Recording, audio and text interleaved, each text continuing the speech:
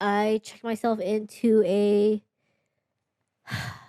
psych ward, like an inpatient hospital, because I could feel my manic episode coming on, like for my bipolar. And you've been so good. And on top of that, there's many times on the podcast too, if you guys listen to it, Debbie's like, I don't know when it might happen again, but Yeah. I'm gonna accept that it's gonna happen again. Yeah. And you weren't afraid of it. No, I was like, all right, ready to go. Like I Mhm. could feel it coming, and like my family needed rest, and I needed rest, and Yeah. so it was the That's best hard decision I for ever made. anybody. You know It's what I mean? You're gonna yeah, lose sleep. You're not gonna be your emotions are all over the place. yeah, Your brain is frazzled. You know, it's hard and heavy for anyone to go through any death, losing someone you love. And this yeah. one, it was just, It's a lot. It's yeah, a it was a lot lot. to lose my mom. It's just So you actively felt that, hey, I'm like, I could feel it feel it coming. coming. What Let's does it go. feel? It feels like you're not really getting sleep. You're restless? You're restless. You're not getting Mm. sleep, and Can you that's eat?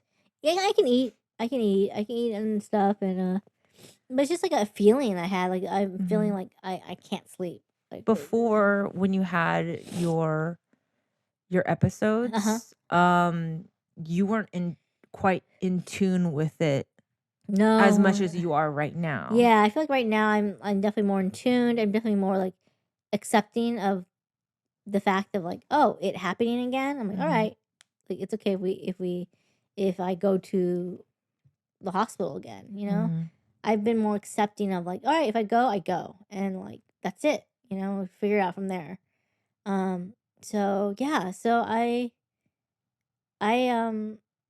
yeah, I checked myself into the hospital, and I was there for like almost like 12 days or something like that. I thought I was there Yes. for only 3 days, but It I was was actually 2 there for weeks. 2 weeks. Yeah. I had no idea. Like time flies so fast. When you're in there, you don't even know like what's happening. You're just like, there's no clock really, and you're just time. There's no concept of time in there. It's just breakfast, lunch, and dinner, and you. And you said that he cooked pretty good because I Yeah. looked up a review because I was like, where is Debbie going? Like, I want to know where they're taking Oh her. yeah, yeah. And I looked up reviews and they're like, oh, very nice facility, very good food. Yeah, yeah, yeah. Like they won't cook you the same food when you're in there. It's Yeah, it's always always different. different. Yeah, And it's I mean, the good. facility was nice and clean, Yes, yes, and and the nurses were nice. nurses are very nice, friendly, and Totally. yeah.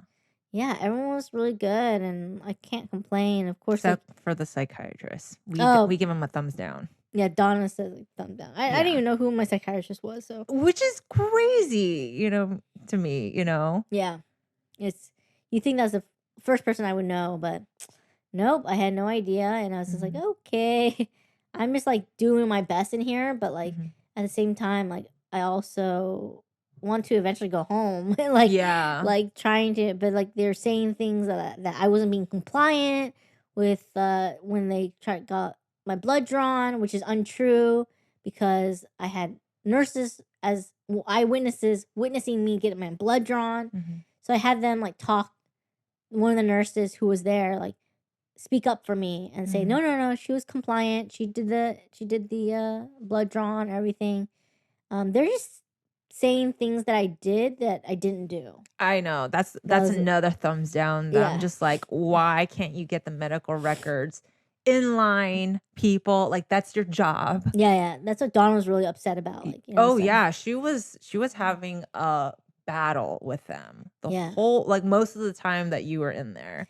Yeah, she was calling every day and like imagine getting a call from, like Joshua or whatever and your brother and it's just like he's telling you like he's in hospital. He's like, Liz, like they're lying, like they're saying I'm not compliant, Oh but I my am being god. It compliant. would be Like a mind fuck. I'm like, what? They're "What? lying? Like, who's lying to me? Is someone I mean, are you telling me the truth? Who's telling me the truth?" Yeah, Just yeah, confusion, yeah. chaos. Chaos. So Donis like was there the whole time and she really fought for me and No, she really loves you. yeah, yeah. She's She been good. truly, She's been a truly good loves sister. you. And I remember her telling me like, "Hey, Debbie," like on our ride home from seeing mom and stuff like that. She like kind of broke up in tears and was like, the person I worry about most, Debbie, is you. You know, I worry that you will do the same thing as mom or you'll take your life. She's like, along those lines. And she's like, please promise me you'll never do that to me. Like, I know your mind will say different things, but like, please, like, let me be your reason to stay. And she's tearing up and stuff like that. And she's just like, Mm. please, like, let me be your reason. Like I am your reason why you need to stay and keep holding on. I'm like, ooh, yeah, you're right. Okay. Yeah. And so we just like, I hugged it out with her and just cheered up. I'm like, yeah, no, like, I'm gonna do the best I can with my mental health and like to stay on top of things. Mhm. Um, but yeah, it's just, man, like it's this mental health is like this mental illness is invisible. It's like this invisible battle you have within yourself, Mm. and sometimes you lose. Some, like in case of my mom, sometimes you lose near those battles. But you know, me, I'm gonna keep fighting my battle and finding any way to bring light to that battle.